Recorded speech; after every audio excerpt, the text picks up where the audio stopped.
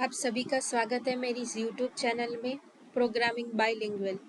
अगर आपको यही वीडियो इंग्लिश में चाहिए तो आप वीडियो डिस्क्रिप्शन के अंदर जाकर चेक कर सकते हैं। सेम वीडियो इंग्लिश लैंग्वेज में अवेलेबल है।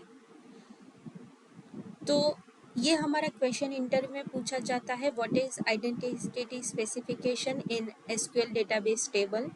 तो सबसे पहले हमें क्या करना पड़ेगा, एक टेबल बनाना पड़ेगा। तो मैंने अपने टेस्ट नाम का एक डेटाबेस ऑलरेडी बना के रखा है। यहाँ पर मैं टेबल की राइट साइड क्लिक करके एक नया टेबल बनाती हूँ। अभी टेबल के अंदर आपको आपकी कॉलम के नाम देने पड़ते हैं, जैसे आईडी, नेम वगैरह। तो मैंने सबसे पहले मैं कस्टमर नाम का टेबल बनाना चाहती हूँ। तो मैंने customer ID integer data type दे दी। इस फील्ड को मैं अलाउ नल नहीं रखना चाहती, इसलिए मैंने चेकबॉक्स अनचेक कर दिया। दूसरी चीज़ है, मैंने दूसरी कॉलम बनाई जैसे कस्टमर नेम। यहाँ पर मैं एन वेर कर लूँगी और इसको भी मैं नल नहीं रखना चाहती, इसलिए मैंने ये चेक बॉक्स चेक्ड कर दिया है, अनचेक कर दिया है। ठीक है, चेक रखेंगे मतलब नल जा सकता है, अनचेक रखेंगे मतलब नल नहीं जा सकता। अभी आइडेंटिटी स्पेसिफिकेशन जो होता है वो हमेशा इंटीजर डेटा टाइप पर अप्लाई किया जाता है, क्योंकि उसके अंदर वैल्यू जो होती है वो नंबर में होती है। तो सबसे पहले आपको ध्यान रखना है कि आप अपनी कस्टमर आईडी वाली कॉलम को सिलेक्ट करके रखा है। जैसे ही आप कस्टमर आईडी वाली कॉलम को सिलेक्ट करते हैं, नीचे आपको कॉलम प्रॉपर्टी का ऑप्शन दिखेगा। ठीक है, यहाँ से आपको धीरे से स्क्रॉल करना है। यहाँ पर आपको दिखेगा आइडेंटिटी स्पेसिफिकेशन, जो कि बाय डिफ़ॉल्ट नो है। यहाँ से राइट साइड आपको एक एरो जैसा दिखेगा। यहाँ से आपको यस की जगह, नो की जगह उसको यस करना है। हम थोड़ी देर में समझने की कोशिश करेंगे कि आइडेंटिटी इंक्रीमेंट क्या है और आइडेंटिटी सीड्स क्या है। सबसे पहले हम इस टेबल को सेव करेंगे, तो कंट्रोल एस करके आप अपने टेबल को सेव कर दीजिए। नेमिंग कन्वेंशन डेवलपिंग फील्ड में बहुत इंपॉर्टेंट है। सो TBL मतलब टेबल, और मेरा कस्टमर वो जो हुआ वो मेरा टेबल का नाम। यहाँ पर जाके आप इसको रिफ्रेश जैसे ही करेंगे आपको TBL कस्टमर करके एक टेबल दिख जाएगा। ठीक है, अब इस टेबल के अंदर अगर आपको रिकॉर्ड इंसर्ट करने, अभी जस्ट जो हमने किया वो हमने डेटाबेस के अंदर एक टेबल बनाया।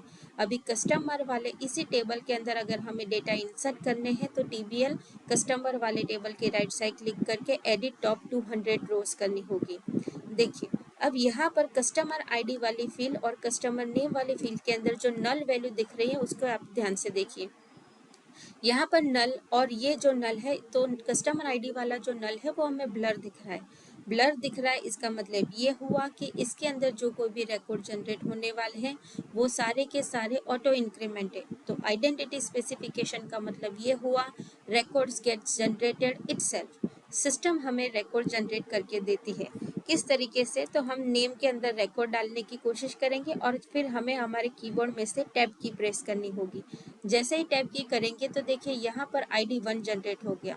फिर से हम टैब की करेंगे तो वापस कस्टमर नेम वाले कॉलम में आ जाएंगे। यहाँ पर जाकर मैं प्रेस करती हूँ, टेक्स्ट लिखती हूँ 2। जैसे ही 2 लिखा तो यहाँ पर ID जनरेट हुआ 2। अब आपको ये क्वेश्चन आएगा कि ये क्या हो रहा है, 1 के बाद 2, ये किस तरीके से जनरेट होते हैं नंबर। तो ये चीज़ अब हम यहाँ पर समझने की कोशिश करते हैं।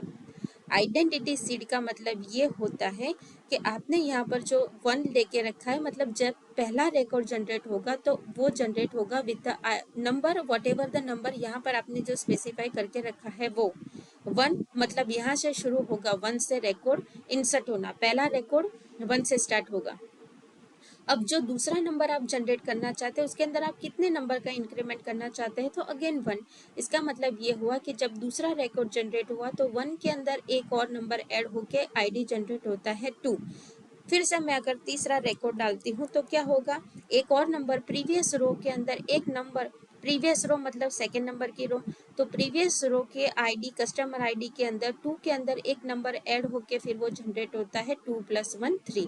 अब इस चीज़ को हम दूसरी तरीके से समझने की कोशिश करते हैं।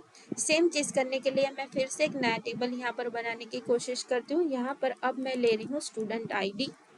यहाँ पर भी मैं इस चीज़ को इंटीजर रख रही हूँ, अलाउ नल मुझे नहीं रखना है। यहाँ पर जाती हूँ मैं स्टूडेंट और फिर मैं लेती हूँ यहाँ पर नेम एंड बैकर। सारी की सारी डेटा टाइप हम यहाँ पर इस वीडियो सीरीज में समझने की कोशिश करेंगे। सबसे पहली चीज़, स्टूडेंट ID वाली कॉलम जो है वो आपकी सिलेक्टेड होनी चाहिए। नीचे जाके यहाँ पर आइडेंटिटी स्पेसिफिकेशन में नो की जगह आपको यस सिलेक्ट करना होगा। उसके बाद ही आपको यहाँ पर आइडेंटिटी सीड और आइडेंटिटी इंक्रीमेंट दिखेगा। अब जैसे कि मैंने कहा कि अगर आप यहाँ पर 100 लिख रहे हैं तो इसका मतलब क्या हुआ कि अब जाके आप अपना नया रिकॉर्ड जब इंसर्ट करेंगे टीबीएल कस्टमर के अंदर तो वो जनरेट होगा विद द 100। वो चीज़ हम प्रैक्टिकली रन करते हैं। अगेन कंट्रोल एस करके आप अपने टेबल को सेव कर दीजिए, जैसे कि स्टूडेंट, और मैंने यहाँ पर जाके इसको ओके कर दिया। टेबल में जाके मैं इस चीज़ को रिफ्रेश कर रही हूँ और फिर यहाँ पर स्टूडेंट वाले टेबल के राइट साइड क्लिक करके एडिट टॉप 200 रिकॉर्ड करते हैं। ठीक है, यहाँ पर जाते हैं हम और यहाँ पर जैसे लिखते हैं हम स्टूडेंट 1।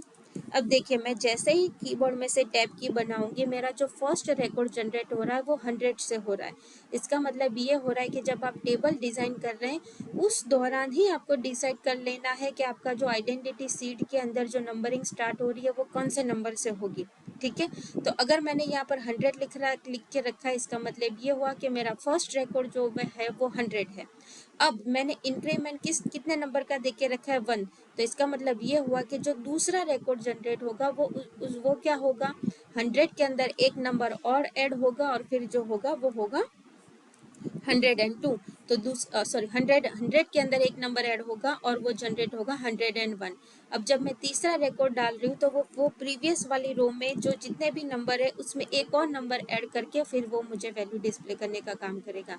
तो ये होता है मोस्ट एडवांटेजेस आइडेंटिटी स्पेसिफिकेशन का, जिसका हम फ्यूचर में प्राइमरी के अंदर टेबल के अंदर जब हम प्राइमरी की बनाना चाहते हैं तब भी इस्तेमाल कर सकते हैं।